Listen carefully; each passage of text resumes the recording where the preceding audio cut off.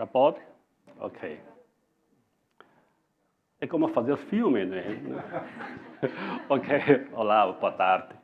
Então, obrigado pela vossa presença neste lançamento do livro da autoria do Dr. Jorge Ocidentino e publicado pelo Centro de Formação e Ensino Bilingue Chinês-Português da Universidade de Macau. O livro, né, então, tem um título muito interessante. Confúcio, o fundador da tradição.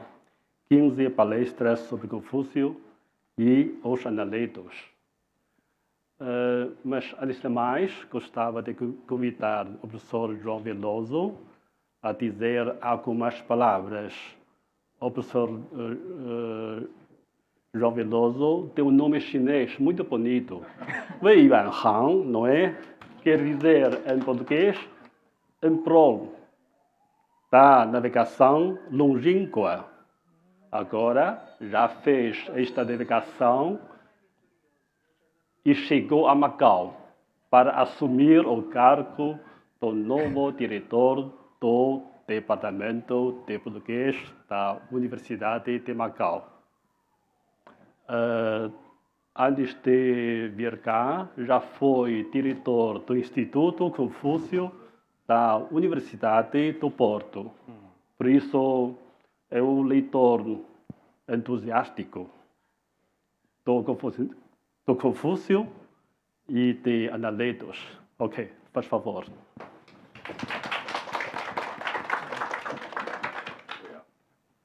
Eu não tenho o microfone de lapela como o tutorial. Então, Tenho que fazer de apresentador estou apresentador ao lado de você. Bom, em nome do Departamento de Português da Universidade de Macau, eu queria primeiro agradecer muito à Fundação Rui Cunha e ao Sr. Rui Cunha a honrosa presença nesta cerimónia, pela cedência deste espaço, que é um espaço muito significativo para todos quantos prezam a relação cultural entre falantes de português e falantes de outras línguas, nomeadamente o chinês. E eu tenho aqui 2 exemplares que terei muito gosto em oferecer para a biblioteca da Fundação. Antes de passar ao momento solene, digamos, da oferta, queria dizer que é com muito agrado também que o Departamento de Português, através do Centro Bilingue, eu não sei o nome completo do Centro Bilingue, é maior que o meu próprio nome. O Centro Bilingue, já chega. O Centro Bilingue associa-se a esta edição, que é uma edição muito importante, e queria também felicitar e agradecer o trabalho do Dr. Jorge Ocidentino. Eu, desde que cheguei a Macau, e já antes de vir para Macau dizia isto muitas vezes, há uma... E estou a falar de Portugal, não de Macau, uma lacuna de conhecimento do que é geralmente a cultura chinesa, a literatura chinesa e a própria língua chinesa em Portugal. No verão passado, eu conto esta história muitas vezes, já me vou calar. No verão passado, percorri todas as livrarias do Porto, que é a cidade de onde eu venho. As livrarias do Porto já não são muitas, mas todas as que havia foram percorridas por mim em 2 ou 3 dias e andei à procura de livros, de traduções de obras chinesas, de literatura chinesa, filosofia chinesa, até histórias da China, traduzidas para português, e não há. É uma lacuna. É uma pena que tal aconteça. E penso que o Centro Bilingue, o próprio departamento, ainda que seja um departamento de português, mas com esta localização, tem um pouco esta missão, que é de retribuir um pouco o grandíssimo interesse que existe pelos temas portugueses na China e pelos temas de língua portuguesa na China, e por isso iniciativas como esta são muito bem-vindas, sobretudo certamente com a qualidade desta belíssima tradução que eu tive a oportunidade de conhecer antes de ser distribuída. Posso dizer isto? Eu tive a alegria de ter um exemplar de oferta assim, poucos dias depois do livro estar pronto, e devo dizer-lhe que este livro já me fez muita companhia e agradeço muito e felicito muito. Agradeço a presença de todos, saúdo a presença de todos e termino reiterando os agradecimentos à Fundação Rui Cunha e, se me derem licença, fazendo a oferta de 2 exemplares desta obra sobre o pensamento de Confúcio ao Sr. Rui Cunha.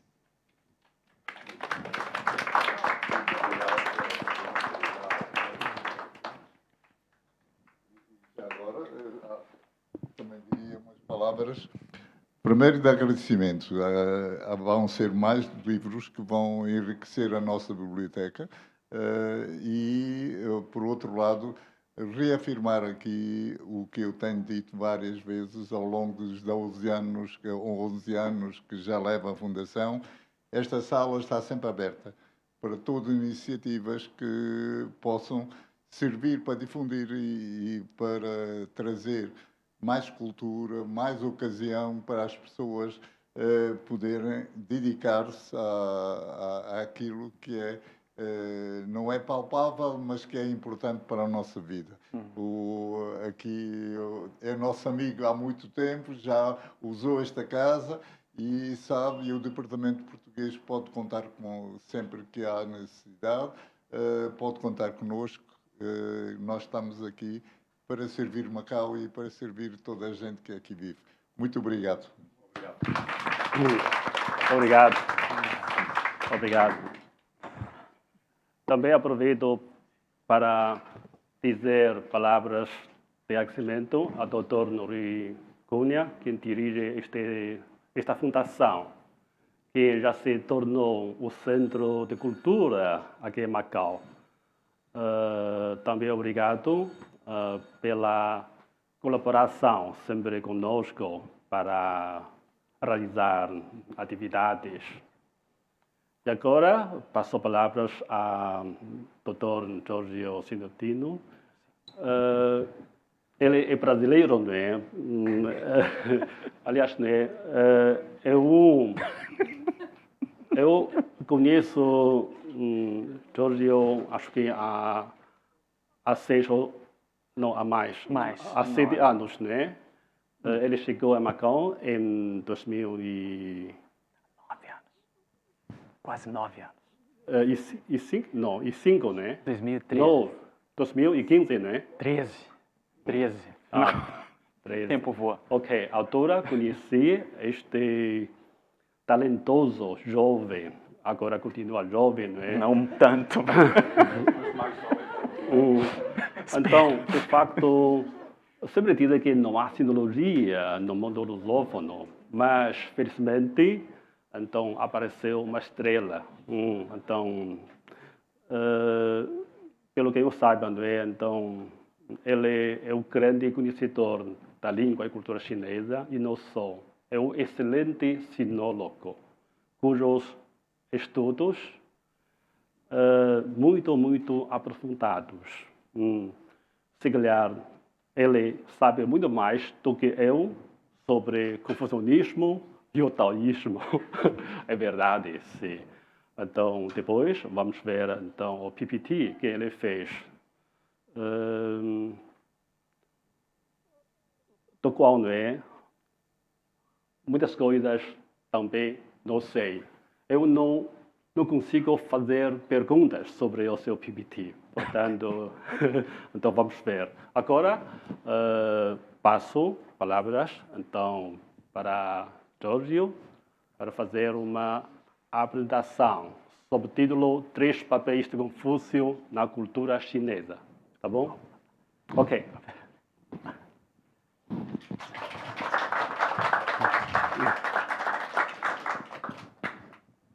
Bem, antes de começar, eu gostaria de expressar publicamente meus mais profundos e sinceros agradecimentos à Universidade de Macau, nomeadamente ao Centro Bilíngue, por haver acreditado nesse projeto, né? Hoje nós temos um pequeno fruto que nós colhemos dessa árvore que espero, essa árvore frondosa que venha a render muito mais. Gostaria de agradecer ao professor Yao Jinlin, que, na verdade, foi ele que idealizou essas transmissões e foi ele que deu esse impulso, né, ao livro, foi ele que abriu as portas, foi ele que conversou com a rádio. Eu sou muito grato a ele. Sou muito grato à professora Sônia Au, infelizmente não está presente hoje. Também em momentos decisivos desse projeto, ela também deu contributos importantes. Muito obrigado à senhora Cindy Kuhn, que realizou toda essa parte hard do processo, né? A questão dos contatos, a questão... E aí, hoje, nós temos esse belo livro, ele é muito mais bonito, o projeto ficou muito mais bonito do que, agora há pouco eu comentei com um amigo, Carlos Maria José, ficou muito melhor do que o conteúdo, né? A forma do livro está bastante bonito. Então, muito obrigado. Não menos, também gostaria de fazer meu agradecimento ao Departamento de Língua Portuguesa, na presença representado aqui pelo seu diretor, professor João Veloso, também prestigia muito esse momento. Eu gostaria de agradecer pessoalmente a cada um dos amigos, conhecidos, né, por me darem emprestado esses minutos, e eu gostaria de devolver com juros esses minutos que eu estou agora tomando emprestados. Bem, sem mais delongas, peço permissão, temos uma questão de tempo aqui, passar a nossa transmissão. Bem, ótimo. Hoje à noite eu quero falar sobre um assunto, é um assunto uma reflexão muito importante para nós, né? Especificamente nós que vivemos,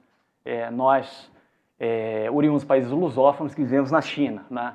Eu gostaria de falar um tema dos 3 papéis de Confúcio na cultura chinesa. Todos notamos que a palavra cultura ela vem em itálico, eu gostaria que ela permanecesse no nosso subconsciente, porque esse é um debate muito importante, né? Tanto para nós, estrangeiros, estamos na China, como os próprios chineses. O que é que significa cultura chinesa? Bem, agora, num primeiro momento, eu vou organizar, vou explicar mais ou menos como é que eu vou desenvolver meu raciocínio. O problema fundamental que nós temos que tratar é como ir além do Confúcio universalista para conhecer o que também é importante, o Confúcio chinês.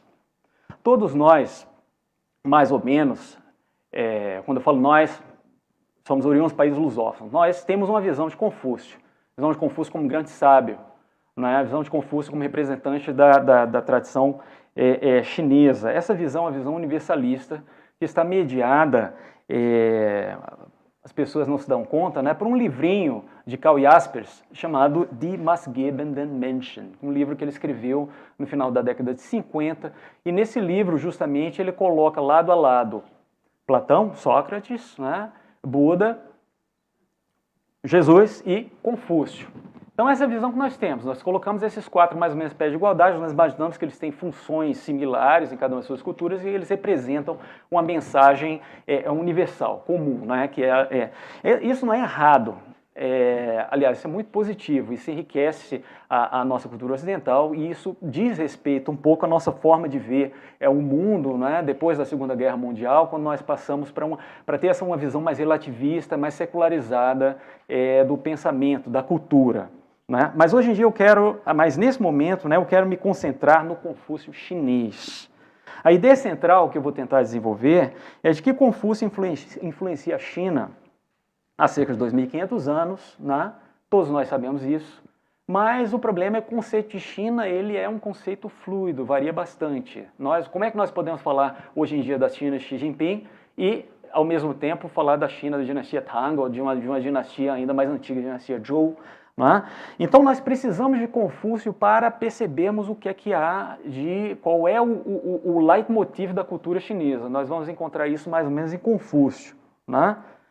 Nós falamos conceito China, conceito fluido, nós observamos, né, o que era a China, por exemplo, comparando 2 livros. Um livro muito interessante de um monge japonês chamado Ennin Yuanren, que veio à China no século VIII. E um outro livro de um viajante famoso, Marco Polo, né, chamado Il Milione, né, que descreve a China mais ou menos no século XIII. Nós vemos que são 2 realidades bastante diferentes. Né? O que é que está subjacente ali? O que é que há de comum nessa experiência? Bem, Confúcio. A minha tese, que eu vou falar hoje, né, ela tem três pontos. Esses 3 pontos reproduzem justamente o que eu considero ser 3 papéis de Confúcio na cultura chinesa. A nossa apresentação ela tem justamente 3 partes, cada uma delas vai argumentar, né, quais são esses papéis.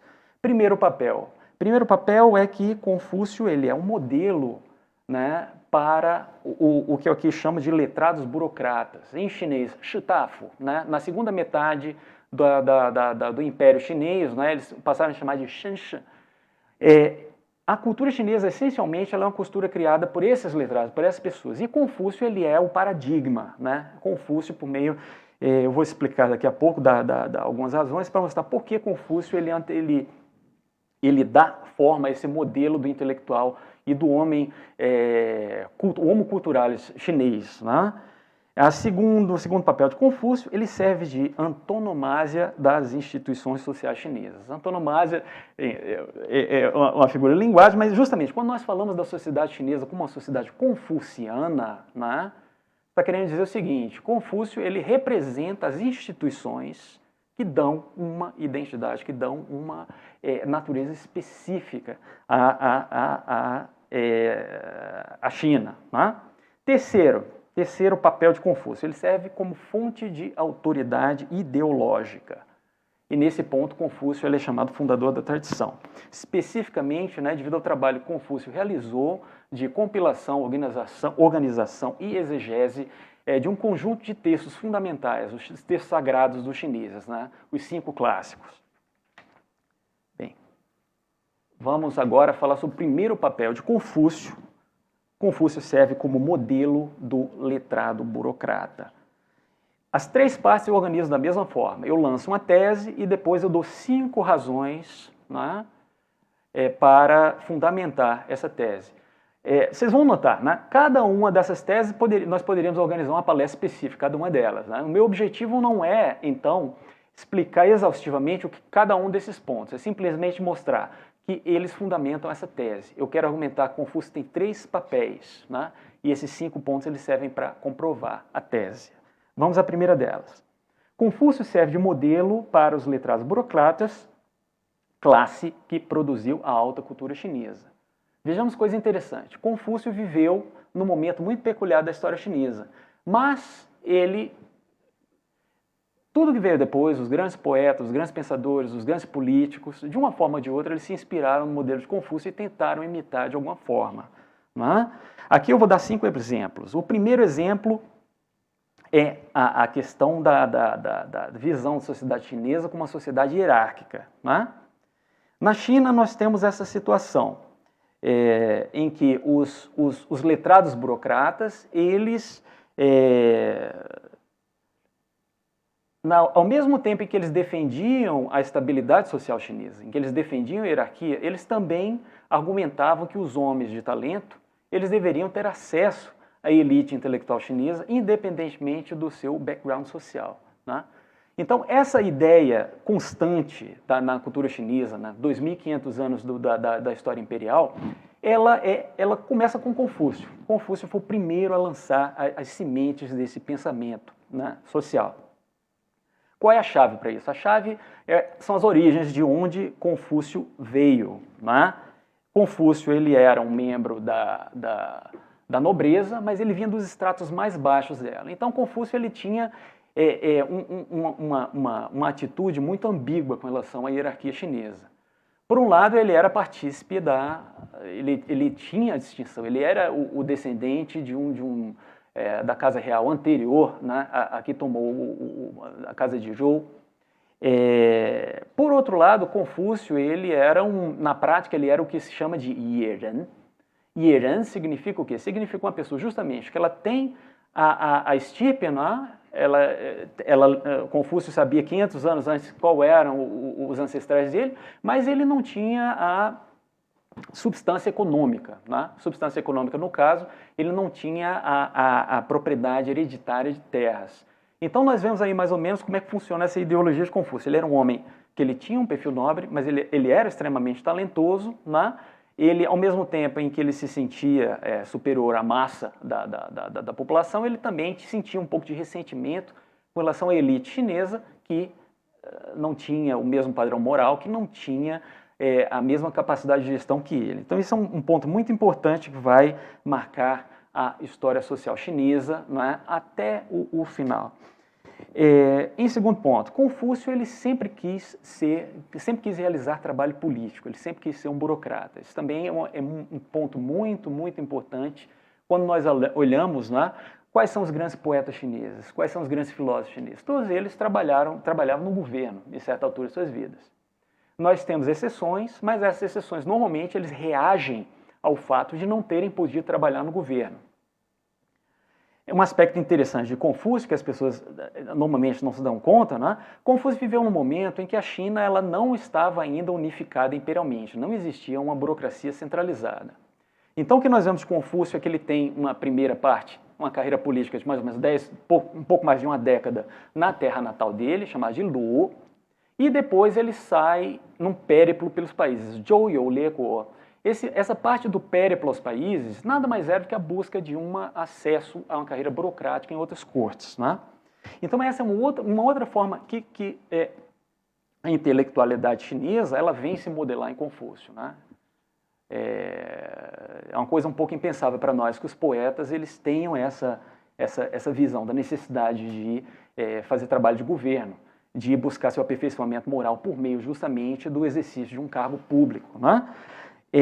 Uma outra coisa muito importante, contribuição de Confúcio, ele foi o primeiro professor privado, entre aspas, na China. Antes, a educação chinesa ela era absolutamente um monopólio do Estado, mas Confúcio ele se notabiliza por passar a ensinar, né, técnicas de governo, conhecimentos especializados a pessoas que não tinham origens nobres e a fazer isso mediante... Ele diz que ele cobrava muito pouco, né? Bastavam 2 tirinhas de carne seca que ele já aceitava ensinar as pessoas. Mas, de qualquer maneira, isso é uma coisa única na civilização chinesa até aquele momento e que depois se tornou regra. Então, Confúcio ele se torna o centro de um círculo cultural. Claro, dentre as técnicas de governo que ele ensinava, existia muita filosofia, existia literatura, existia tudo isso que nos interessa, né, no campo das humanidades, mas a criação desse círculo também tinha finalidades políticas. Como é que Confúcio sobreviveu até os nossos dias? Bem, ele sobreviveu no início devido aos alunos dele, né, cada um deles, muitos deles conseguiram empregos importantes, posições importantes nos outros feudos da China e, naturalmente, honrando o mestre, né, passaram geração a geração ao legado de Confúcio. E isso também é o mapa, né, para a cultura chinesa dos 2.500 anos que seguiram a Confúcio. Quando nós observamos os grandes poetas a partir do final da dinastia Han, nós vemos que são círculos de pessoas que estão ligadas por amizade, estão ligadas à relação de patrocínio, né? E isso é uma coisa muito peculiar na história das ideias, uma coisa muito típica, própria da China, que nós não temos na nossa tradição ocidental. Um outro ponto que Confúcio ele deu o modelo para os letrados burocratas, né, é a questão de como selecionar funcionários públicos. Nós lemos Analects e nós vemos passagens, normalmente aquelas passagens que nós pulamos, elas são muito interessantes do lado da história social e para nós entendermos a história da cultura. Em várias passagens, Confúcio está dizendo, esse meu discípulo ele é talentoso, esse meu discípulo ele é hábil. Na verdade, qual é o pano de fundo daquelas passagens? Confúcio está recomendando os seus alunos para servirem em outros feudos, né? E isso é uma coisa muito viva na cultura chinesa, essa questão. Como é que você seleciona funcionários públicos? Confúcio deu uma primeira resposta, que é essa, homens de talento, homens de reputação, né? Eles apresentam as pessoas que eles consideram de valor, e isso na China chamou-se de chaju.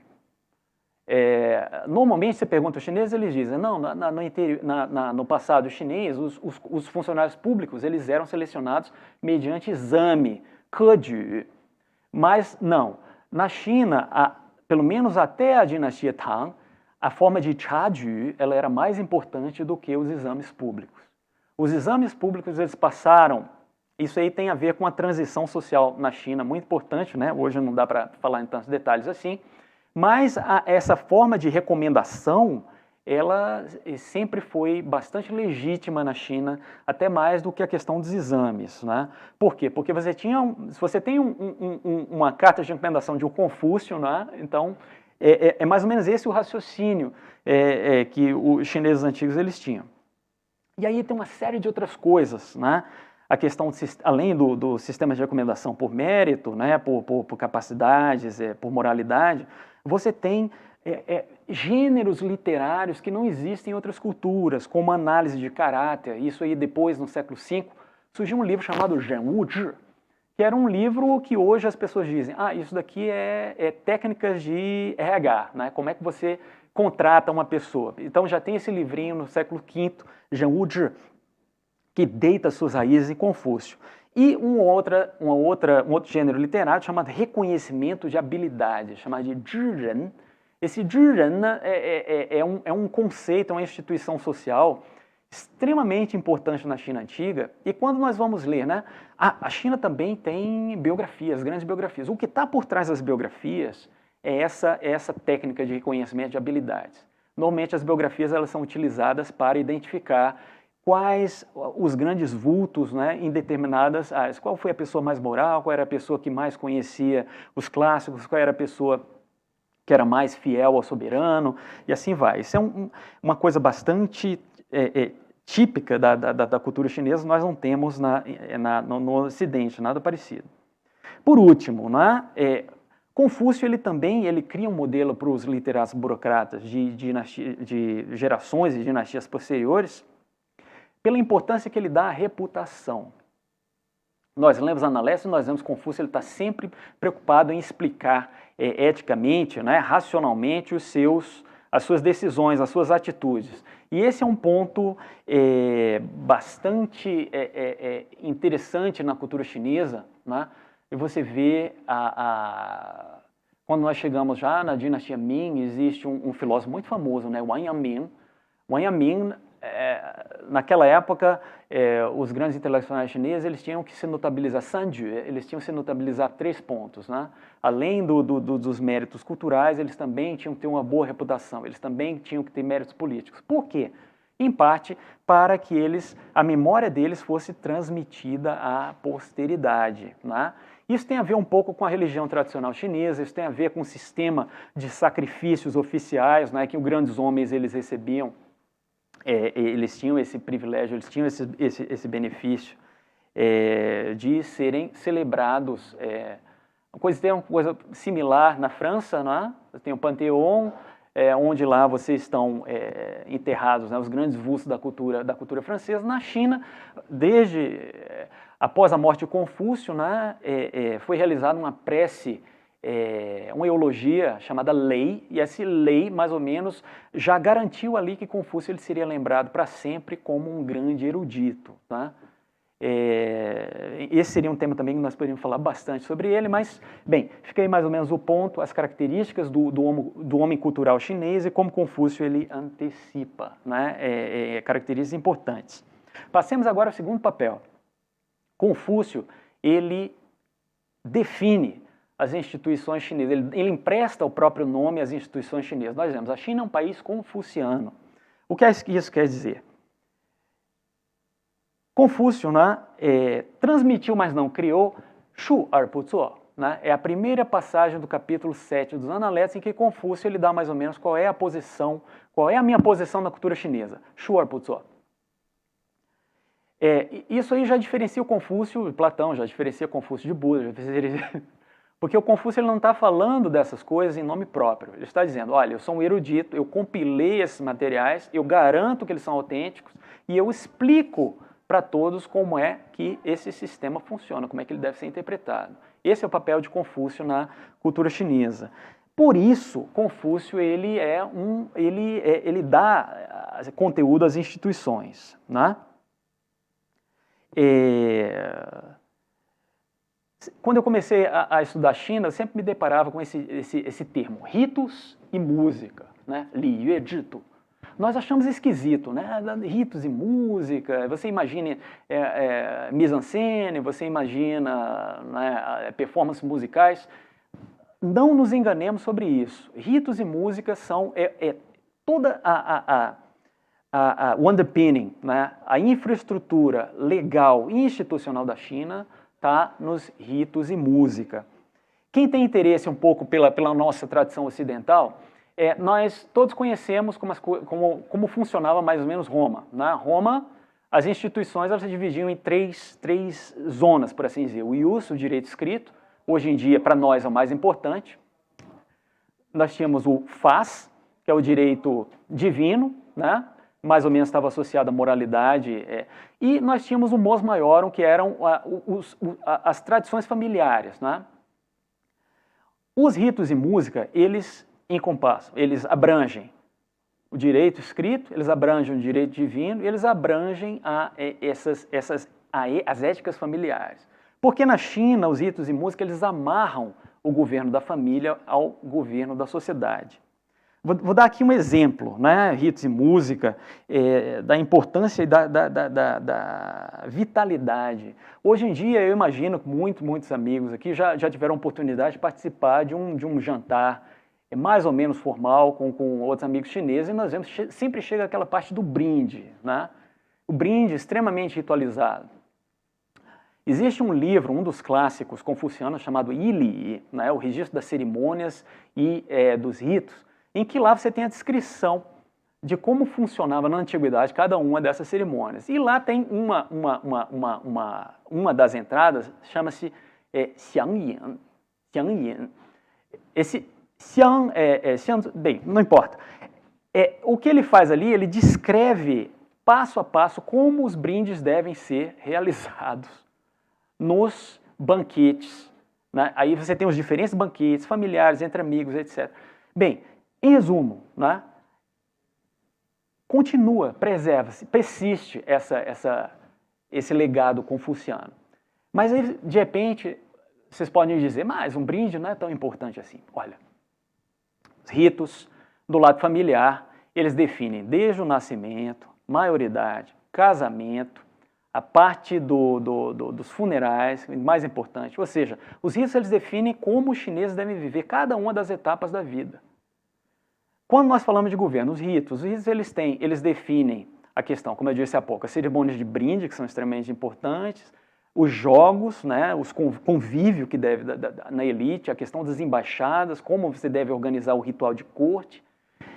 Em resumo, os ritos, eles diferentemente das leis, né, você pode fazer tudo aquilo que a lei não proíbe, os ritos não, eles estipulam como é que você deve agir. Então, essa por assim dizer, né, é a grande contribuição que Confúcio deu às instituições chinesas. Ele foi o compilador dos ritos e ele foi o grande intérprete. Uma outra contribuição fundamental de Confúcio, em chinês disse, né? Xing bu sheng daf, li bu xia shu ren. Os ritos, as punições não se aplicam aos superiores sociais e os ritos não descem ao povo. A contribuição de Confúcio foi, como eu disse agora há pouco, a partir do momento que ele criou uma escola, ele permitiu que os ritos fossem ensinados a pessoas que não tinham essa estirpe, né? Não eram nobres. E isso foi um pouco o ponto de partida, né, para o progressivo esvaziamento da aristocracia de sangue na China. Quando nós chegamos já mais ou menos no século XI, a China essencialmente já não era mais um país em que você tinha dinastia de sangue, mas você tinha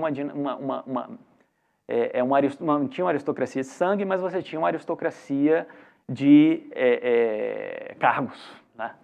É uma das coisas interessantes. Então isso, mais uma vez, é uma grande contribuição de Confúcio. O que Confúcio ensinava? Confúcio ensinava as pessoas a trabalharem como funcionários públicos, essencialmente, né? Então, o currículo de Confúcio, embora os analistas não mostrem, não deem tanto relevo a esse ensino prático que o Confúcio realizava, Confúcio ensinava guerra, arte da guerra, significa você conduzir carruagem, você saber atirar com arco e flecha. Confúcio ensinava contabilidade e caligrafia, para que quando você fizesse os registros, todo mundo conseguisse reconhecer a sua letra. E Confúcio ensinava ritos e música, né? Lei, costumes, usos e costumes. Então nós já sabemos aqui, olha, Confúcio ele estava lá como intérprete, como professor, ele estava mais ou menos dando forma às instituições chinesas. Confúcio ensinou quantas pessoas, né? Confúcio tinha 10 alunos que ele considerava os melhores alunos, né? Suke, os 10 alunos, ele tinha 72 que ele considerava mais próximos e, segundo Sima Qian, ele ensinou a milhares. Para onde foram esses milhares de alunos? Esses milhares de alunos, eles aprendiam um tempo, alguns anos, Confúcio e iam buscar emprego. Que emprego era esse? Eles trabalhavam prestando consultadoria de ritos. Eu vou realizar um casamento. Como é que eu devo que esse casamento está de acordo com os ritos? Aí você chamava um confuciano. Esse confuciano, ele garantiu a fama póstuma de Confúcio, né? Mas o interessante é que justamente esse confuciano que assim, aprofundou os ensinamentos de Confúcio ao dia a dia das pessoas, ele se tornou um vilão daqueles que tinham uma vocação mais idealista, né? Há uma obra, para nós vermos a permanência da influência desses carreiristas, dos ritos, né? Existe uma obra que saiu no final do século XVIII chamada Zhulin Waishi, que é uma obra que critica esse tipo de pessoas, se apegavam aos detalhes dos ritos, que buscavam obter vantagens com isso, né? Mas, de qualquer forma, nós estamos aí vendo um pouco como funcionam as instituições na China. Por último, né, cerimonialismo da vida e a ética burocrática de Confúcio. Confúcio ele já prefigura, há um livro muito interessante de um sinólogo holandês chamado De Groot, ele no final do século XIX, ele veio à China, ele passou muito tempo aqui, ele escreveu, chama do Sistema Religioso Chinês. Então, o De Groot ele entrevistou um dos encarregados dos ritos da corte Qin e perguntou a ele, bem, eu vejo aqui que você está preparando um sacrifício de um boi, eu vejo que você tem uma série de pequenos detalhes, afinal, você acredita nisso? E as pessoas responderam para ele, olha, pessoalmente não é uma questão que existe para mim, o que eu acredito é no ritual pelo ritual. Essa atitude, final do século XIX, ela já está presente nos Analetos, né? Confúcio diz, você tem que realizar sacrifícios para as pessoas como se elas estivessem presentes. O que significa? Ele não está interessado na substância do ato. A forma do ato é importante para ele. E isso dá um pouco essa ideia do que são as instituições chinesas, né? O cerimonialismo da vida, as formalidades que você tem que se submeter, você não está preocupado com as razões, você não está preocupado... Mas aquilo é algo importante, por quê? Porque ela dá uma previsibilidade, uma estabilidade à vida social. E isso é um ponto que Max Weber viu muito bem em Confúcio, né? Max Weber, no confucianismo e taoísmo, ele percebe bem como os confucianos eles tinham esse lado formalista, como isso era mais ou menos definitivo para a cultura chinesa. Pois bem, passamos agora ao último dos nossos papéis, não é? Confúcio funciona como uma fonte de autoridade ideológica. A nossa tese, Confúcio é o fundador da tradição, donde o reconhecimento de sua autoridade ideológica última. De onde é que vem essa autoridade? É uma autoridade pessoal? Confúcio era um líder carismático como um Maomé? Não. A autoridade de Confúcio era que ele era um scholar, né? E aí nós temos a segunda parte, o currículo de Confúcio, as chamadas 6 artes maiores. Essas 6 artes maiores são conjuntos de textos, né, que posteriormente foram compilados no Wudin, chamados 5 clássicos ortodoxos confucianos. Eram 6, depois ficaram 5. Por quê? Porque os ritos e música foram associados num só, né? Então, Confúcio, ele, em última instância, Confúcio sempre se manteve a última autoridade intelectual na China devido ao trabalho que ele realizou em cima desses livros. Confúcio, claro, e seus discípulos e as gerações posteriores, né? Mas nem sempre foi assim. Confúcio ele morreu em 479, né? E a China ela só foi unificada imperialmente em 221 a.C. Ou seja, há 3 séculos aí em que Confúcio ele não tinha essa autoridade máxima. Você não tinha um imperador dizendo que os 5 clássicos confucianos eles devem regular a vida social, econômica, etc. da China. O que é que aconteceu nesses 3 primeiros séculos? Você teve uma crise de sucessão na escola confuciana. Há um autor muito importante, fundador do realismo, chamado Han Feize. Han Feize, ele tem um capítulo chamado Xianxue, né? Xianxue significa, as doutrinas e evidência. Han Feize fala de duas doutrinas e evidência, a doutrina confuciana e a doutrina moísta, né? A doutrina moísta foi criada por um ex-aluno, né, de um discípulo de segunda geração de Confúcio, chamado Mo Ti, e justamente o que é que distingue o moísmo do confucionismo? A crítica aos ritos, né? O moísmo ele tinha uma visão mais liberal, relativamente mais liberal, mais frouxa das obrigações sociais chinesas e inclusive da organização política, né? Mas, de qualquer maneira, ao longo desses 3 séculos, nós temos a etapa das 100 escolas, e essas 100 escolas, de uma forma ou de outra, elas são divergências, elas são heterodoxias confucianas, né? De qualquer maneira, Confúcio ele se consolida como o grande patrono, patriarca da scholarship, né, da erudição chinesa. E aí eu destaco 3 etapas. A primeira etapa, mais ou menos na metade da dinastia Han ocidental, né, Shi Han. Depois eu falo da dinastia Song e, por último, eu falo do final da dinastia Qing. Então, 3 etapas, né? A primeira etapa com Dong Zhongshu, a segunda etapa com Chang Ye-zhuxi e a terceira etapa com Kang Youwei e Chen Zuxiu. Dong Zhongshu ele foi responsável pela sacralização dos 5 clássicos confucianos.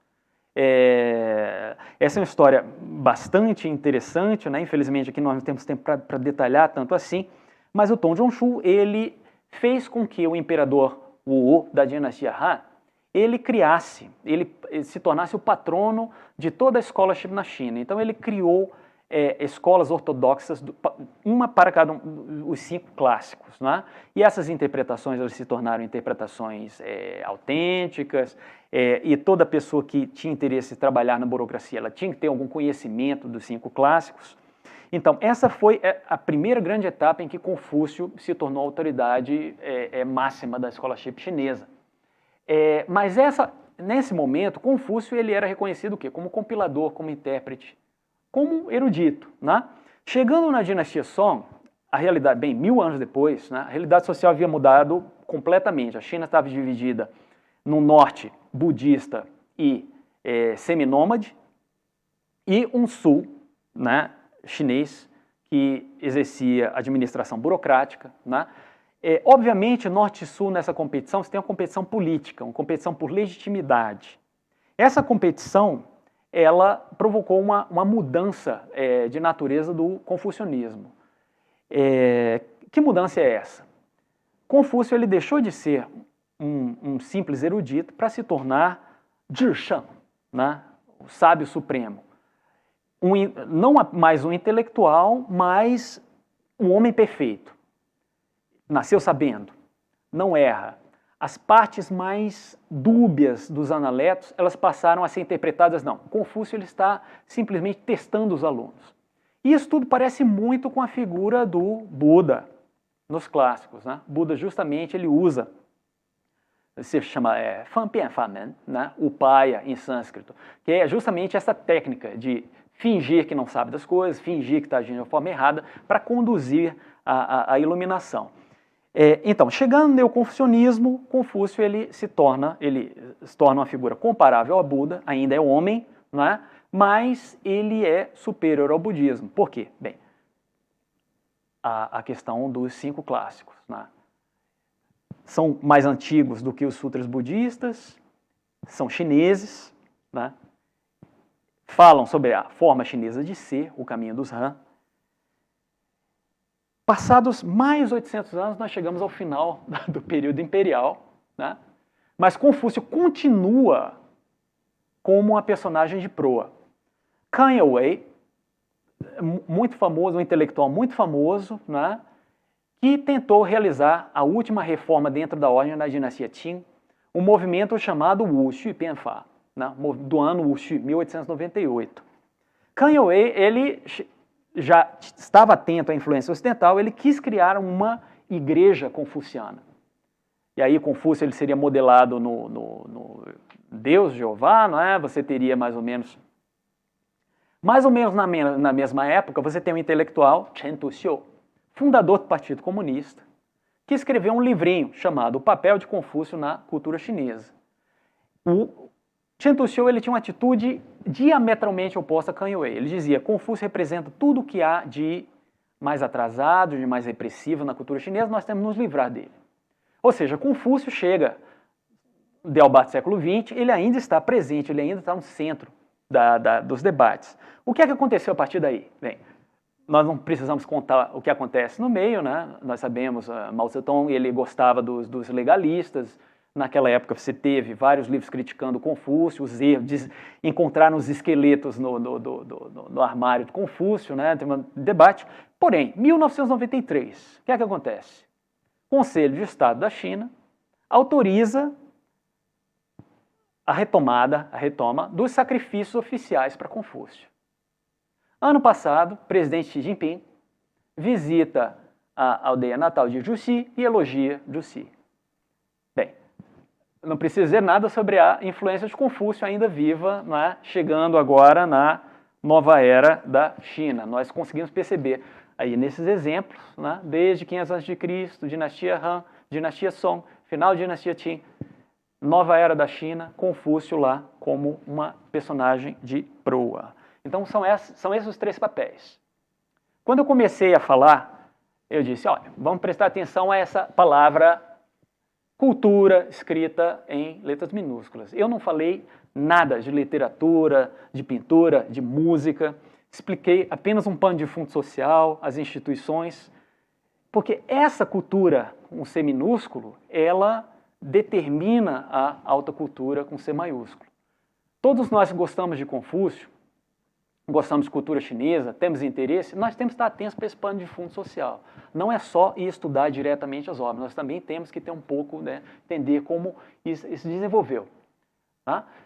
O que é a cultura chinesa? A cultura chinesa clássica ela está ligada ao ideal do diletante.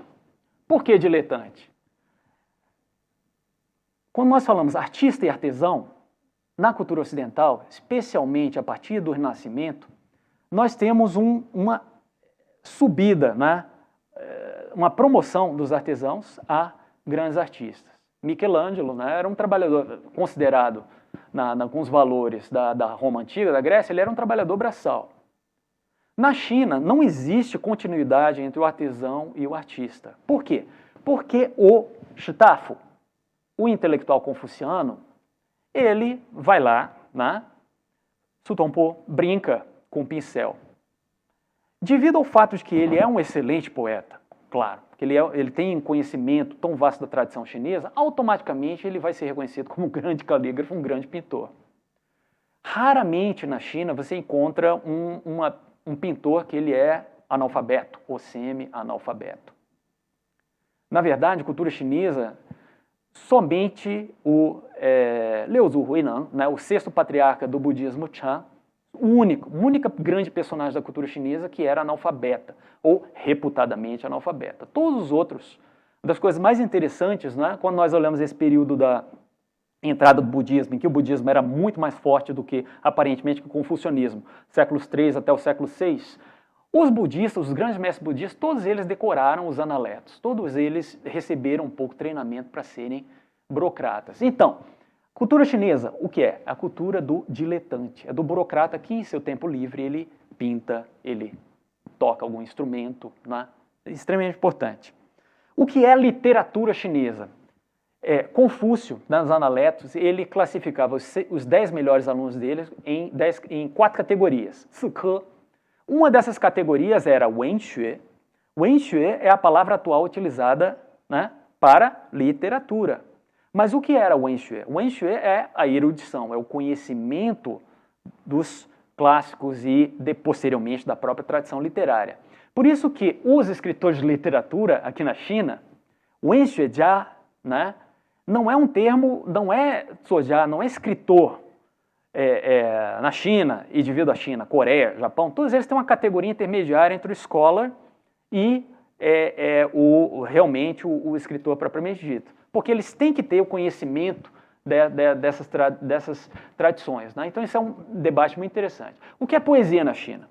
Poesia na China, tudo começa com um discípulo de Confúcio, quando ele diz Shi Yi Yan Zhi. A poesia, ela serve o quê? Para falar dos ideais. Que ideais são esses? Normalmente, trabalho de governo, uma vida moral, né? A teoria poética chinesa não é a teoria quer que seja, da mimesis, ou a teoria nagnorésia, aquelas coisas que Aristóteles fala na arte poética, né? Ao falar sobre o problema da tragédia. Na China, simples, você usa a poesia para expressar seus sentimentos mais relacionados aos ideais corretos, aos ideais confucianos. Claro, você tem uma obra, por exemplo, Yu Tai Xin Yun, que é uma obra assim de poetas malditos, né? Pessoas que bebiam, que escreviam poesia homoerótica, mas isso é uma exceção que foi vilipendiada ao longo da história chinesa, só chegando hoje em dia, ela foi mais ou menos reconhecida, né? Poesia, essencialmente, está ligada ao cânone confuciano, que é música. Nós vamos olhar nos analetos. Música não é um objeto de apreciação, expressão. A música está relacionada a valores sociais corretos. Confúcio contrasta a música Shao, que era a música ritual do rei Yu, o primeiro rei das 3 dinastias pré-imperiais, né? E o que ele chama, não chama de música, não é Shao Yue, é o quê? É Zheng Sheng. Os sons de Zheng é mais ou menos aquilo que nós gostamos da música hoje em dia, né? Nós queremos, de repente, os portugueses gostam muito de fado, né? Para ajudar mas a música Zheng é aquela música que você ouvia pelo lazer, durante os banquetes, né? Para ver as moças dançando. E isso é uma coisa que Confúcio combatia e que continuou, né, ao longo da história chinesa como a antítese de música. Música é aquela que representa os valores corretos, né, a mentalidade moral, né, as tradições. Por último, né, para a China, o que é belo? Belo em chinês é mei. Mei está relacionado, nós olhamos no dicionário etimológico, o primeiro dicionário etimológico da China, mei é o quê? Mei é shan. Confúcio, ele liga a palavra belo, de mei, a palavra bom, shan. Daí, nós que gostamos muito de cultura ocidental, nós vamos dizendo, daí, kalo kagatia, kalos kayagatos dos gregos. Não tem nada a ver. Por quê? Porque esse bom, shan, ele está ligado ao conceito que normalmente nós chamamos de prosperidade em português. Mas não é. O que significa prosperidade você tem uma ação, você age corretamente, você é um homem moral. Você obtém essa prosperidade com uma espécie de recompensa de você estar se adequando àquilo que é correto transcendentalmente. Você está agindo como quer o céu, né? Então, quando nós falamos de belo, nós falamos de estética na China, nós temos que ter presente que essas categorias elas são moralizadas, elas são categorias que elas têm uma visão transcendente, né? Mas essa visão transcendente ela está condicionada pela própria forma chinesa de ver o mundo, de ver a sociedade, né? E de ver a própria natureza, né?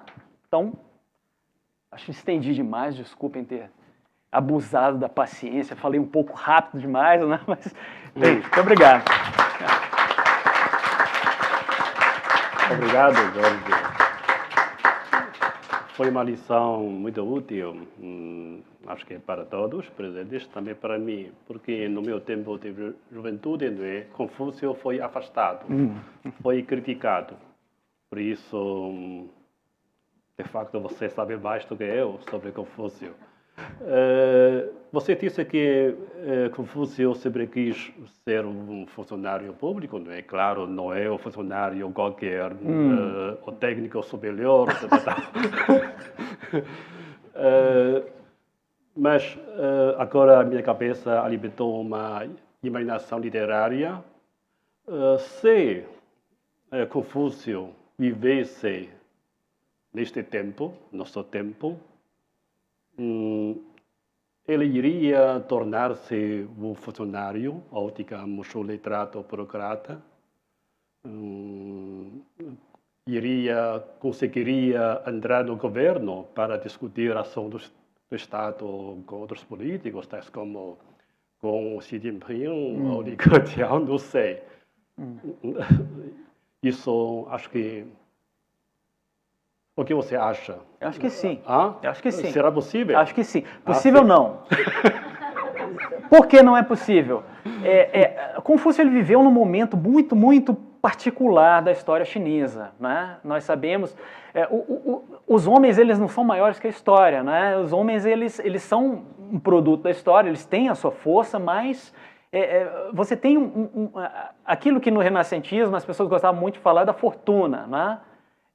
Confúcio ele estava ali no lugar certo ou errado, no momento certo ou errado. Ele, como eu disse, ele tem um pano de fundo social muito específico. As instituições chinesas, elas ainda estavam num momento muito incipiente. Hoje em dia, nenhuma pessoa, eu não consigo imaginar, nem mesmo Mao Tse-tung, um grande fundador, né, de uma nova ordem política, ele tinha condições de apagar tudo. Todas as coisas estavam antes, e o que Confúcio fez foi, na primeira grande crise institucional de uma dinastia, que em si ela não tinha tanto controle sobre os governos locais, Confúcio ele conseguiu, né, dar voz a uma ideologia que no longuíssimo prazo era boa para a China. Confúcio ele é um legitimista, Confúcio ele é um conservador, ele não é um retrógrado. Confúcio ele via, bem, nós temos essas instituições, os ritos são úteis, eles são bons, eles evitam conflitos, né? E essa é a mentalidade, uma coisa muito importante. Os chineses, qual é o valor central da civilização chinesa? Se para nós, o Ocidente, o nosso valor central é a liberdade, para os chineses o valor central é a harmonia. Cada um dos dois tem suas vantagens e suas desvantagens. Confúcio ele é, por assim dizer, um tipo de profeta da harmonia, porque ele consegue, né, defendendo ritos e música, ele consegue encaminhando as pessoas para um estudo acadêmico, para a tentativa de você entrar no governo, ele consegue dispersar uma série de energias negativas, uma série de toda essa... ele consegue mitigar a vontade pelo poder, ele consegue dar uma disciplina externa às pessoas, né, que ele consegue, em última instância, ele consegue modelar o Estado na estrutura familiar, né? O ideal confuciano é o ideal em que o rei ele é como... Isso soa tão mal para nós, né? Mas o rei ele é como um pai. O governado ele é um filho, né? O que Confúcio quer dizer com isso? Nós estamos muito presos já a isso que aconteceu no final do século XIX, as diversas emancipações, emancipação sexual, emancipação... Né? Nós não conseguimos perceber aquilo que Confúcio ele tinha a dizer na época dele, para a cultura dele. Então, hoje em dia é impossível uma pessoa assim. O Confúcio já veio. Tá? De fato, eu acredito que há pessoas tão bem intencionadas como Confúcio. Eu acredito que no governo chinês agora há pessoas que realmente têm uma visão ortodoxa dos valores chineses. Parte da propaganda que eles fazem tem uma razão de ser. Aquilo não é uma coisa que não tem fundamento. É a forma chinesa de ser, né? E é mais ou menos essa a minha atitude. Ok. Faço mais uma pergunta, depois eu dou tempo ao público. Então, na sua opinião, o que o confucionismo poderá contribuir para este mundo em constante conflito, disputa e agitação? Bem, eu acho... na década de 90, não é, nós tivemos agora, a teoria do Huntington, né, dos conflitos das civilizações. O que é que aquele livro do Huntington quer dizer? A gente olha, alguns anos antes, o livro do Fukuyama, em que ele estava divulgando ali o fim da história. Fim da história é um que você não tem mais necessariamente, você está passando uma série de atribuições tradicionais do governo às empresas, né? Você está dizendo o ideal clássico europeu de cidadão, ele não é mais importante. Você não tem mais serviço militar, você não tem mais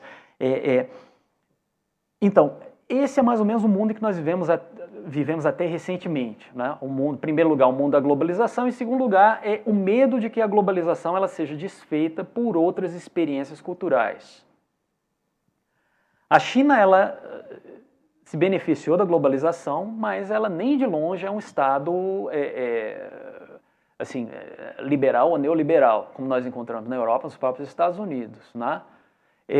Então, o que é confucionismo hoje? O confucionismo hoje, ele está presente, está bastante vivo, né? Nós temos o Cao na China, nós ainda temos a visão, a família tradicional chinesa, ela não é mais o grande clã, mas ainda há expectativas confucianas, ainda há uma visão, os valores, né? Eles ainda estão presentes de uma forma mitigada, de uma forma mais...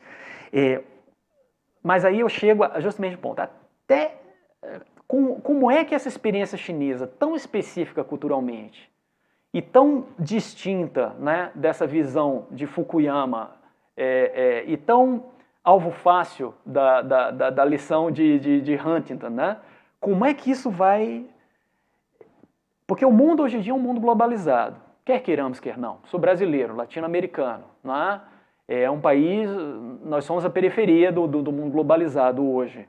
Mas, espontaneamente, nós nos sentimos mais próximos desse valor, livre mercado. Como é que nós vamos traduzir a experiência confuciana? O confucionismo tem de bom para os brasileiros, para os europeus?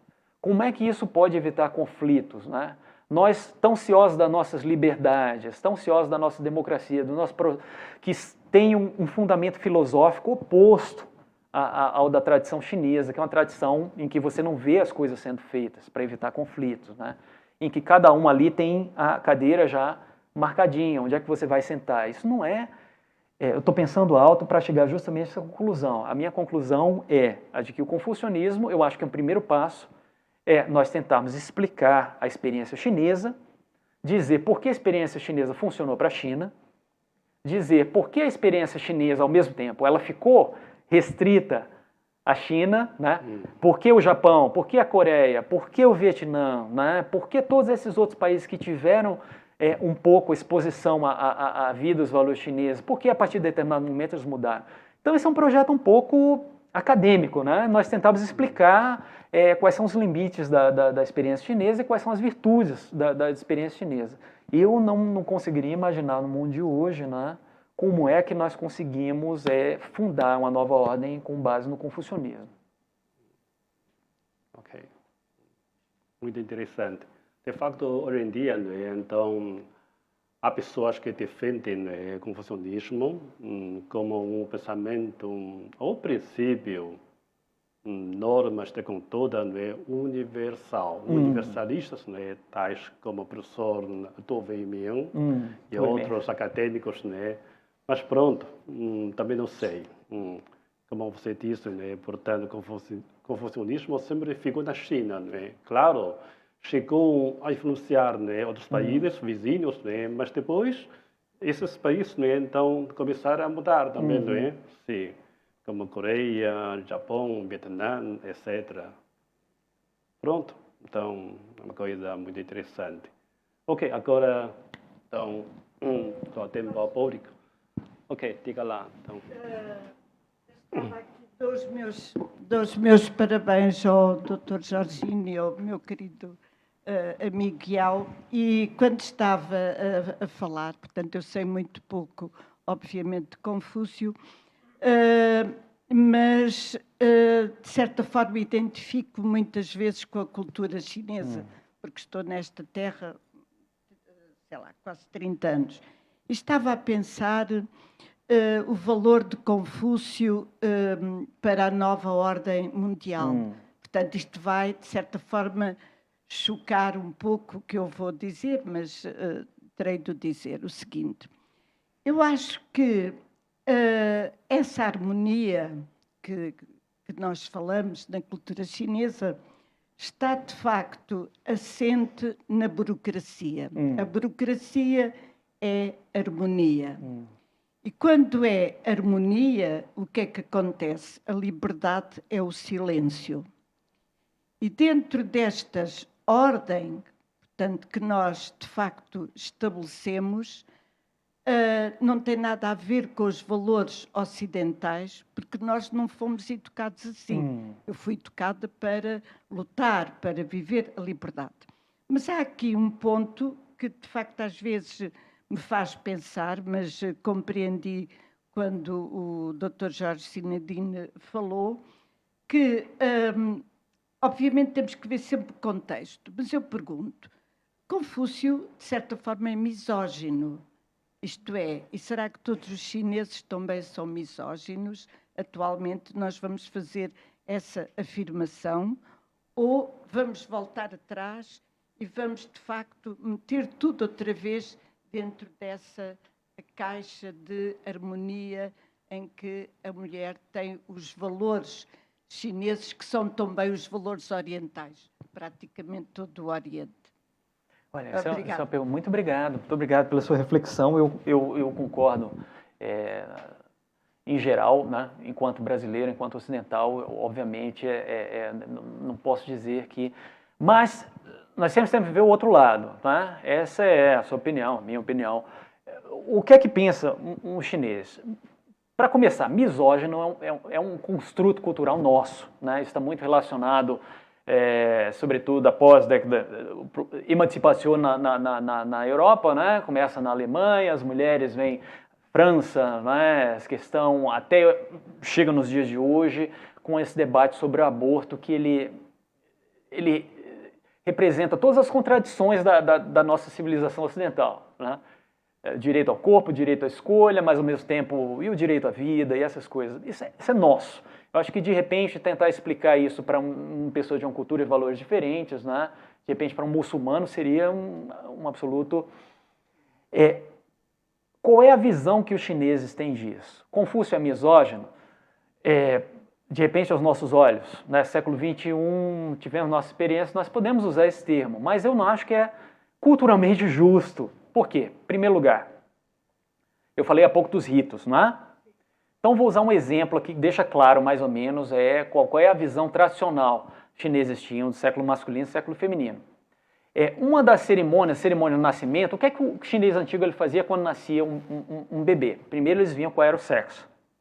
Se era uma menina, eles colocavam sobre o chão, numa esteira, né? Para quê? Para que ela soubesse, mais ou menos, que o papel feminino na cultura tradicional chinesa é um papel de shunzong. É um papel de obediência, é um papel em que você deve ser pliable, né? Você deve. Se nasce um menino, o que é que você faz? Você coloca sobre um altar, menina sobre o chão e menino sobre o altar. Por quê? Porque o menino, né, quando ele chegasse à maioridade, ele iria representar o clã nos sacrifícios. Então ele está no lugar alto. Se nós, enquanto ocidentais, nós víssemos essa cena, o que é que significa para nós? A mulher tem um estatuto inferior, que não deixa de ser verdade, né? E o homem, ele é privilegiado, ele é colocado no altar. Não, mas você tem todo um sistema social que está ali, aí você vem, como isso é justificado? Todos devemos conhecer o pensamento do Yin Yang, né? Yin e Yang são os dois princípios, o princípio masculino, princípio ativo, né? Yang, princípio feminino, princípio passivo, Yin. Esses dois, eles não estão em conflito. Eles se complementam, eles criam uma harmonia, que se chama de He-Qi, né? Harmonia. Então, para o chinês, você diz, misógino. Não, porque no ideal confuciano, cada uma das pessoas deve agir, um termo difícil de traduzir, que ele chama de Li Ran. Ran significa o quê? Você dá a vez a outra pessoa, você dá vênia. Li significa ritos. Ou seja, de acordo com o que está mais ou menos determinado nos ritos, você deve dar a vez às outras pessoas. Eu não vou lutar pelos meus direitos porque você tem o Li que já define o que respeita a cada um. Eu não vou falar porque eu tenho que fazer a vênia. Né? Se aquela cadeira ali está marcada para o indivíduo X, eu não vou perguntar, por que essa cadeira está marcada? Ela está marcada porque tem um objetivo ali, é você evitar justamente que pessoas briguem pela cadeira. Tem um conflito. Né?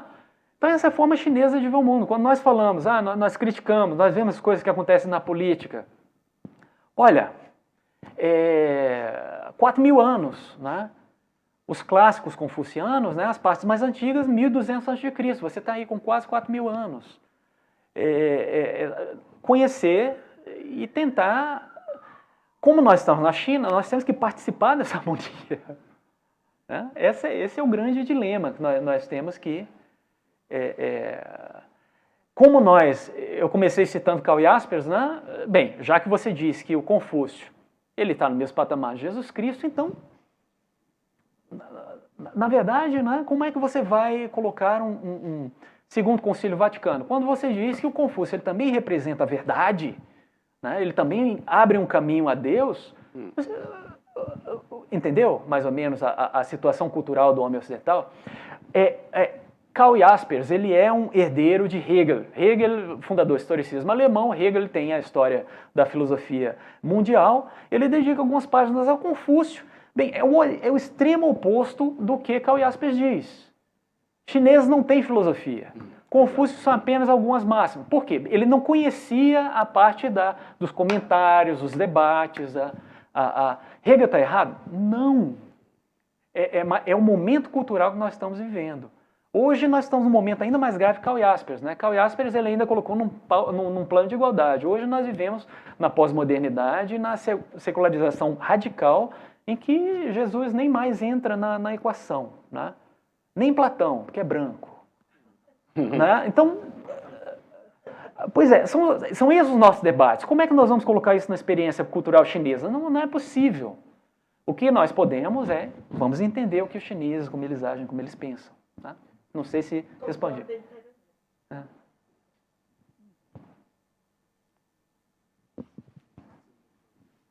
Alô. Bom, vou tentar ser um pouco confucionista, mas para mim parece-me que o Japão é um país ainda mais confucionista que a China neste momento, tal como a Coreia. Desculpem lá, não posso concordar, porque vejo os ritos lá serem bastante aplicados, mais até do que nesta China que, devido ao que se passou no século XX e à Revolução Cultural, de algum modo houve um apagamento que se ainda hoje está, digamos que os confucionistas chineses ainda hoje se lamentam, não é? Portanto, parece-me que o Confúcio, em termos mundiais, é talvez o pensador mais influente do mundo, em termos de quantidade de população, porque abrange o Japão, a Coreia, o Vietnã e mesmo outros países têm influência em países como a Tailândia ou como países do Sudoeste Asiático, em Singapura, etc. Portanto, se formos ver em termos de tamanho, eu penso que Confúcio é talvez até mais importante que Jesus Cristo, de alguma maneira. Porque as pessoas não precisam de conhecer Confúcio para seguirem os seus ditames, as suas regras, a importância de, por exemplo, cumprir os rituais. Isto é uma coisa que se passa em sociedades asiáticas, ou ditas asiáticas, um pouco por todo o lado. Portanto, parece-me que Confúcio tem uma grande importância mundial e poderá ter mais. Um dos aspectos que tem sido sublinhado pelos neoconfucionistas, ou se quisermos, ou pelos marxistas confucionistas atuais, como, por exemplo, o professor Shen Lai de Pequim, é a questão dos direitos coletivos se sobreporem aos direitos individuais. E isso é uma forma moderna contemporânea, de ler Confúcio. E outra coisa que eu também gostava de chamar a atenção às pessoas ocidentais é assim, mas desde quando é que a liberdade foi importante na nossa civilização? Desde a Revolução Francesa, porque antes, o que havia no antigo regime era uma ordem aristocrática predominante, feroz, em que as pessoas não podiam sair da sua ordem. E olhe-se para a Índia, por exemplo, que são indo-europeus, e continuamos com o problema das castas, e não há liberdade de passar de casta para casta. Portanto, ao longo de 3.000 anos. Portanto, é assim, a cultura indo-europeia não é propriamente uma cultura da liberdade. É da liberdade desde a Revolução Francesa, portanto, desde a contemporaneidade. Não é uma coisa nova também para nós. Que, por acaso, temos a sorte de ter nascido numa altura, digamos, já pós 25 de Abril, se quisermos, porque se tivéssemos vivido no período da primeira metade do século XX em Portugal, provavelmente não falaríamos tanto de liberdade assim como fundamento da nossa cultura. Porque não o era, na verdade. Era a obediência e a espinhela curvada ao senhor doutor e ao padre, como sabem muito bem. Portanto, nós não somos assim tão diferentes desse ponto de vista da China nem das culturas orientais. Tivemos, foi um processo, de facto, depois, devido a quê? Às mudanças socioeconómicas que se operaram na Europa a partir da Revolução Industrial. E mesmo as mulheres só adquiriram algum estatuto. Porquê? Porque deixaram de ser vistas como importantes para a reprodução e mais importantes para a produção. E aí sim, saíram de casa e começaram a trabalhar, porque nos anos 50, nos Estados Unidos da América, por exemplo, o dever da mulher era ficar em casa e tomar conta das crianças, nos Estados Unidos da América. Portanto, só a partir dos anos 60 é que começa a haver uma revolução sexual importante, que, aliás, ainda hoje há muitas forças retrógradas no Ocidente que a tentam fazer voltar atrás. Portanto, não somos assim como se fosse uma diferença gigantesca e etc, etc. Isto na minha opinião. Portanto, eu penso que quando se fala de... E gostava de perguntar ao Jorge que há uma diferença fundamental entre, por exemplo, o confucionismo Han, que é um confucionismo de Estado, que é reconstruído para servir uma ortodoxia de Estado, e depois o neoconfucionismo Song, que é já, penso que um neoconfucionismo ético e que já vai implicar o indivíduo, já vai implicar o cultivo de si, nomeadamente este conceito de cultivo de si, que me parece que nos leva para zonas mais próximas do individualismo. Era isto que eu gostaria de perguntar ao Jorge, o que é que acha sobre isto? Eu acho que são questões extremamente profundas, merecem uma consideração cuidadosa. Ponto 1, né, com relação a essa observação muito percussiente de que os japoneses eles chegaram a imprimir, né, na população como um todo os valores rituais, até numa dimensão maior do que os chineses. Qual a razão para isso? Política de Estado. Agora há pouco eu expliquei eu lembrei aquele bordão, né, aquele dito de que os ritos eles não descem às pessoas comuns, né? No caso, os ritos eles permaneceram um pouco monopólio dos mestres em ritual que estavam ligados à população. Na China, nunca realmente os ritos eles chegaram a ser ensinados ao povo, né? Você tem aquela frase de Confúcio, agora eu não me lembro, você pode dizer a eles como as coisas são, mas você não precisa dizer por quê, né? No caso do Japão, o japonês ele tem um valor fulcral chamado de miyabi. Miyabi é ya em chinês. Ya de elegante, ya de cultura da capital de Zhou. O valor ya é um valor central da estética confuciana, né?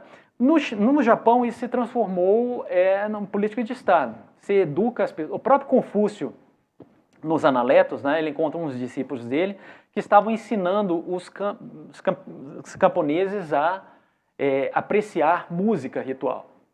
Aí o Confúcio critica o aluno dizendo, bem, por que é que você vai matar uma galinha com a faca de matar boi, né? É um elogio. O Confúcio quer dizer o seguinte, bem, Lao Paixin, né, o povo, eles podem entender os ritos, mas eles não podem se apropriar. Essa é a função dos confucianos como representantes de interesses populares. Isso aí vai ter um pouquinho a ver com o que os neoconfucianos fazem mais tarde, né? Então esse aí é o primeiro ponto, essa questão. Por que os ritos no Japão são política de Estado?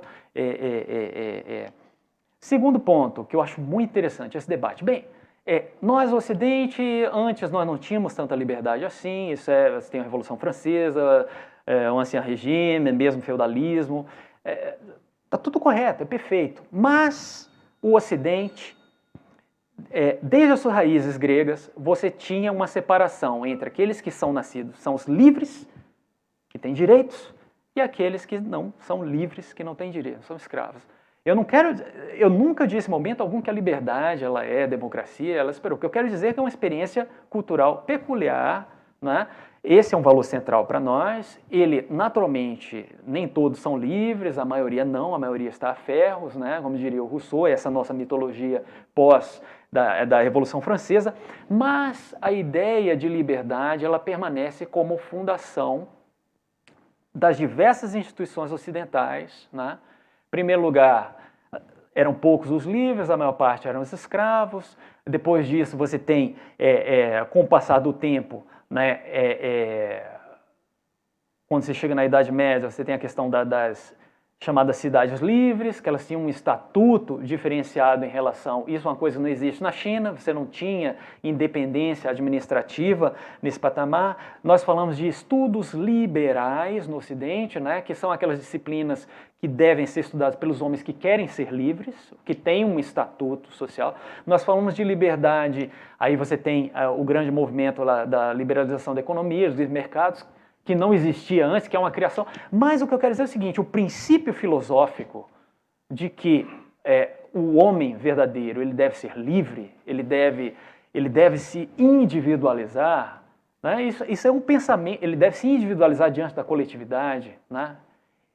Essa é a base da ideia de liberdade que não existe na China. Por isso que o professor Chen Lai ele vai dizer, não, aqui a nossa visão é a visão do coletivismo.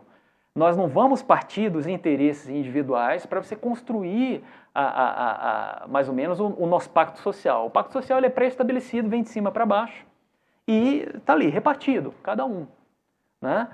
Claro que isso não significa que os chineses não lutam, os chineses também lutam. Nós temos, ao longo da história, né, diversas, inclusive isso no começo do comunismo chinês, você teve não mentir, as revoltas dos camponeses, que era... que isso existe, né? A luta pela...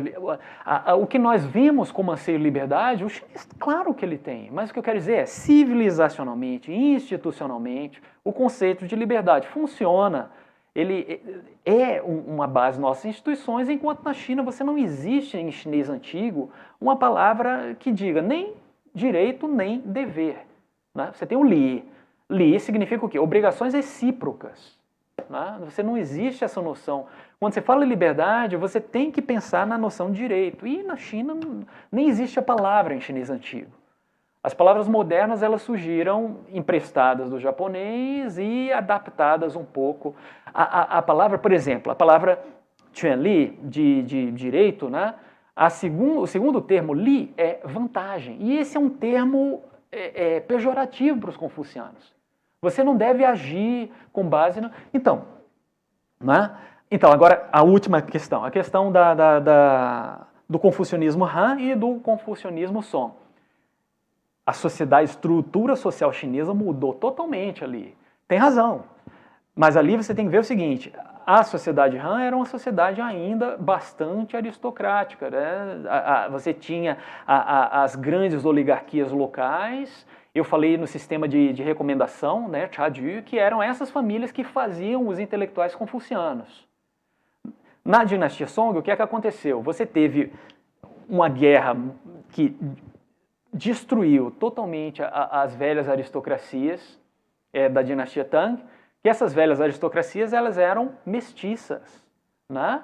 Quando você chega na dinastia Song, você tem um novo pacto. Você tem um general, né, Zhao Guanyin, que foi o fundador da dinastia Song, que ele era um major, por assim dizer, né? Ele tinha um comando militar relativamente pequeno e ele fez uma aliança com a classe média baixa, as pessoas que tinham o conhecimento das tradições confucianas, mas que não eram exatamente...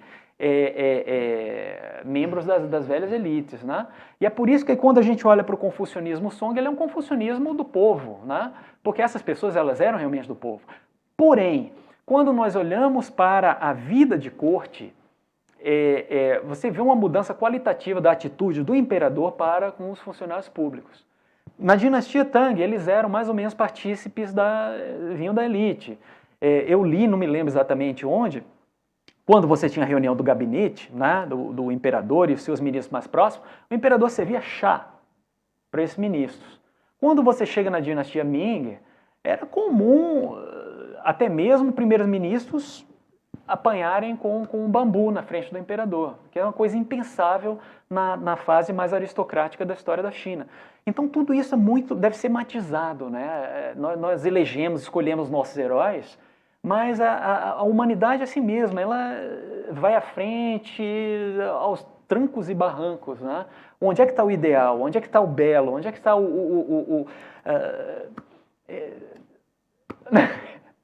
Então, é um desafio. Ok, muito bem. Então, há mais perguntas? Sim, sim, sim. Ok, última, tá bom? Pronto, eu primeiramente queria agradecer o Dr. Jorge Sinadino pelo conteúdo, deu para preencher algumas lacunas aí. Pronto, a minha questão é sobre a Meu tal... aluno. Hoje escutamos tanto no discurso do Xi Jinping e do que é prosperidade comum.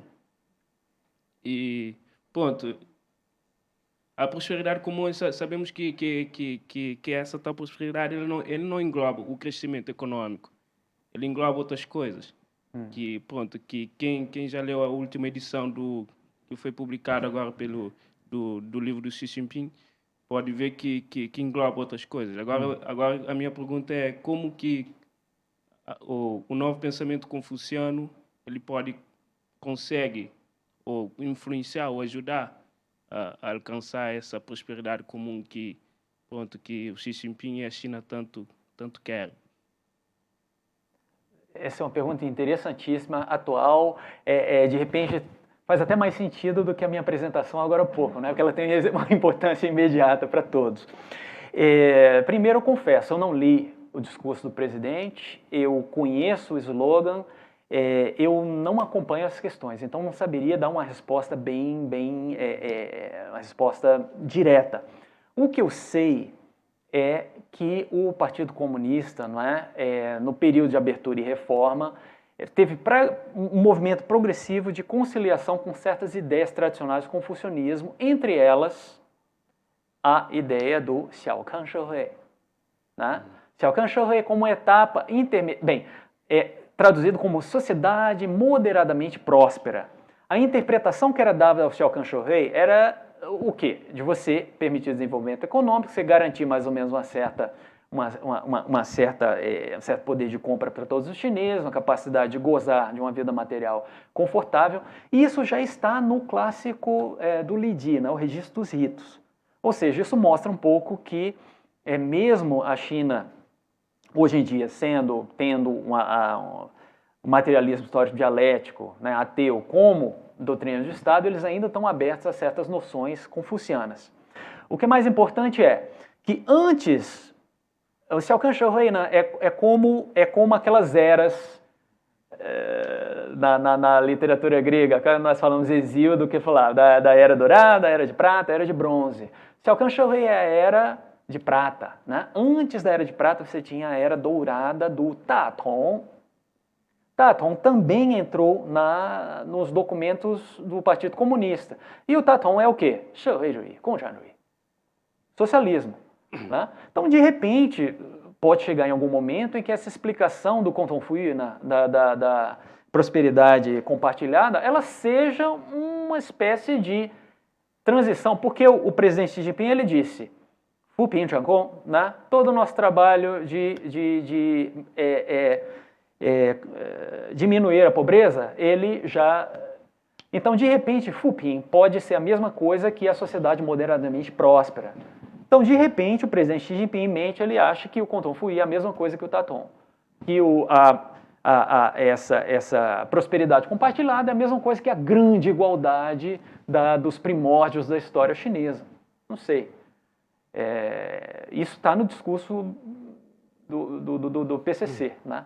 De repente. Desculpe, eu não tenho mais tantos elementos para falar sobre isso, gostaria muito, eu acho um tema muito interessante. Boa noite.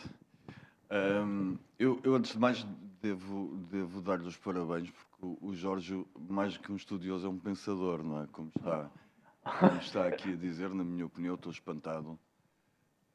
E queria-lhe fazer uma pergunta, desafiá-lo a pensar nisto.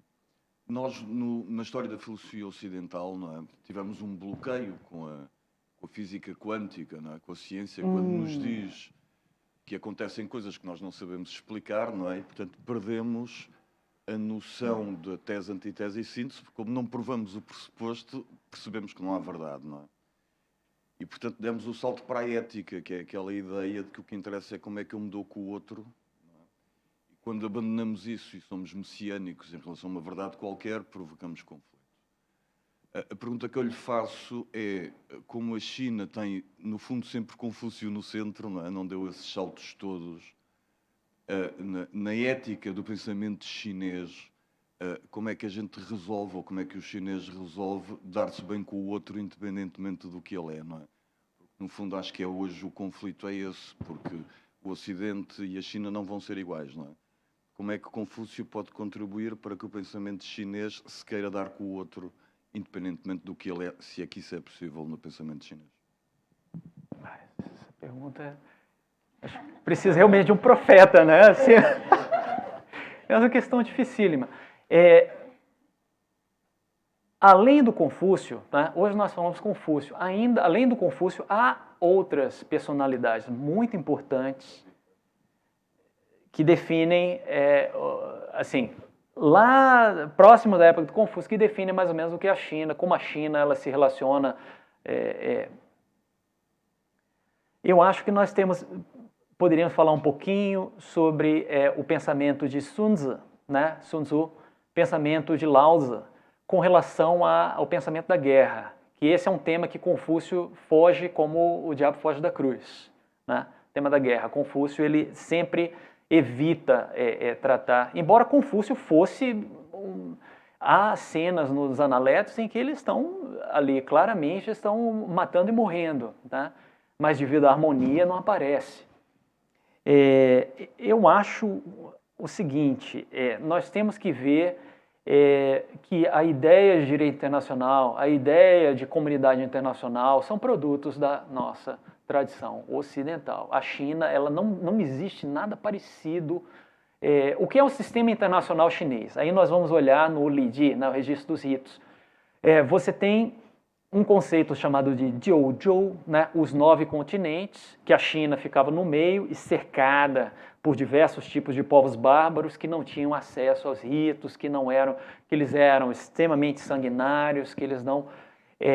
além disso, essa visão do estrangeiro que os chineses têm, nós podemos ver nas crônicas históricas como é que os chineses eles retratam os estrangeiros, né?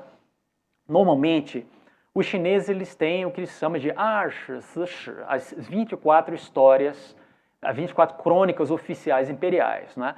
Normalmente essas crônicas elas têm um relato do mundo conhecido.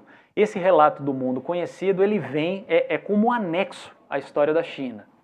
Então os chineses têm essa tendência de olhar para dentro, de fechar, Por quê? Porque a cultura chinesa antiga, né? Se nós olharmos as 3 dinastias pré-imperiais, o início, a China, o mundo que a China conhecia era um mundo realmente muito limitado. Você tinha os chineses ali que praticavam agricultura, que tinham grandes obras hidráulicas, que tinham uma administração burocrática, que tinham uma elite extremamente sofisticada. E quando os chineses olhavam para os estrangeiros, eles viam gente que viviam em cima de cavalo, matando uns aos outros, roubando os grãos ali que os chineses produziam na fronteira. Então essa é a visão que os chineses têm, por exemplo, os hunos, né? O nome antigo dos hunos em chinês é Xiongnu, né? Os hunos eles foram os grandes rivais ali. O sistema internacional chinês da dinastia Han eram os Han no meio e os hunos ali criando problema. E claro, aqui na parte sul, Cantão, onde nós estamos, não era a China isso daqui. Isso aqui eram povos que eles consideravam quase tribais, né?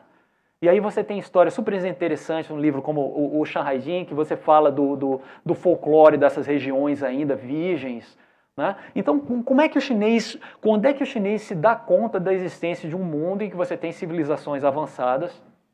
Infelizmente, 1839, Guerra do Ópio.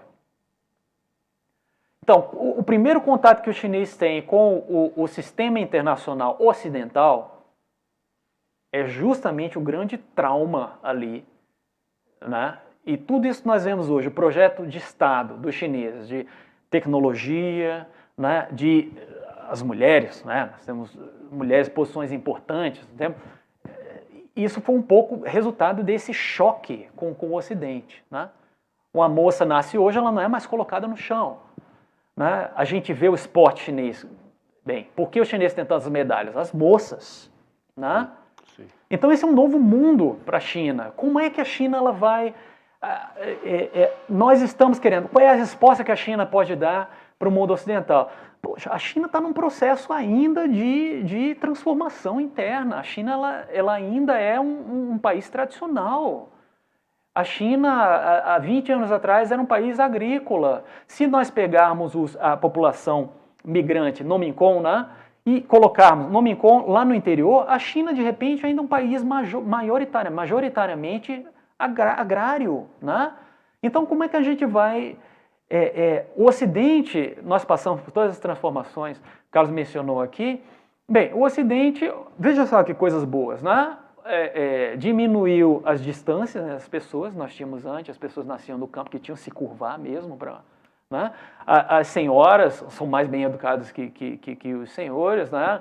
Temos esportes para todos, nós temos uma visão que é única na história da humanidade, o conceito de aposentadoria, que é uma coisa que não existe, só a civilização ocidental criou esse conceito, seguridade social, a ciência, né? Os breakthroughs tecnológicos, científicos, né? Medicina. Então, a verdade é a seguinte, quais são as respostas que nós temos a dar? Hoje em dia o que nós fazemos é guerra contra o saco plástico, guerra contra o... Se fosse um europeu de 100 anos atrás, vamos fazer um saco plástico agora que não crie problemas. Vamos criar um motor aqui movido a combustíveis fósseis que não polua, né? E não acaba com... A nossa mentalidade mudou e nós estamos hoje com a atitude... Não é pedir que os chineses ou que os muçulmanos ou que dêem uma solução. Eu acho que o nosso problema é um problema nosso, um problema ocidental. Essa questão foi colocada. Bem, de repente nós vivíamos no mundo newtoniano, o mundo faz sentido, e hoje nós vivemos num mundo quântico, o mundo não faz sentido nenhum. Aquela história, coloca um gato dentro da caixa e abre a gata. Eu fico brincando lá na minha casa com o meu gato, e ele está sempre lá. Né? Essa é a doença espiritual mental nossa, os ocidentais. Os chineses estão subindo porque realmente, né, ainda há muito... O que o Ocidente fez nesses últimos séculos, os chineses não conseguem em 5 anos, eles ainda estão produzindo uma nova visão, uma nova versão de si próprios. Mas os ocidentais decidiram cometer suicídio coletivo agora, né? Não vai ter filho, todo mundo andando de jegue, de novo, ninguém mais quer andar de carro, saco plástico, isso. Poxa, o saco plástico salvou muita gente, você sai com um saco de pano ali, tem bactéria, saco plástico não tem, você joga fora. Né? Essa doença é nossa, não tem nada a ver com os chineses. Confucionismo vai resolver isso? Não. Quem vai resolver? Não sei. Né? Profeta. Assim. Obrigado, Jorge. Sim. Sim. Só para acrescentar, né, o nome da China também não foi dado pelos chineses, né? Se foi dado por estrangeiros, se calhar teria sido dado por Meteorite, né? Meteorite, a altura em que ele chegou a Pequim para fazer um mapa mundial, no qual a China, quer dizer, Império do Meio, fica mesmo no centro do mundo, para agradar o imperador chinês. Daí veio o nome Zhongguo, quer dizer, país do meio. Agora, Carlos aproveitou esse nome para inventar uma coluna, não é, que chama Caminho do Meio, não é?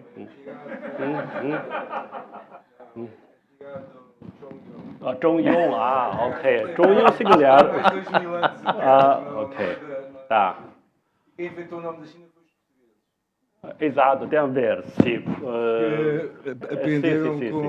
aprenderam com os indianos, perguntaram Chin, onde é que isto Chin, vem? é? Vem da terra dos Chin. Chin. Vem da terra dos Chin. Tá bem, então são os Chin. Pessoas da dinastia Qin, não é? Exato, Qin, depois exatamente. esse som parecido com China, não é? Chin. E depois sim, China. sim. Ok, terra de Chin, terra Exato. dos Chins, Tá. China. E os ingleses, como não sabem ler português, dizem China. Não, Quando viam o I, liam I. E então ficou China. Portanto, ok. Acho que o debate é tão animado, temos de organizar outra sessão, não é? Não acha? Mas já são 8 e tal, estamos com fome. O senhor também deve ter fome, portanto. Ok. Obrigado pela vossa presença. Fica por aqui.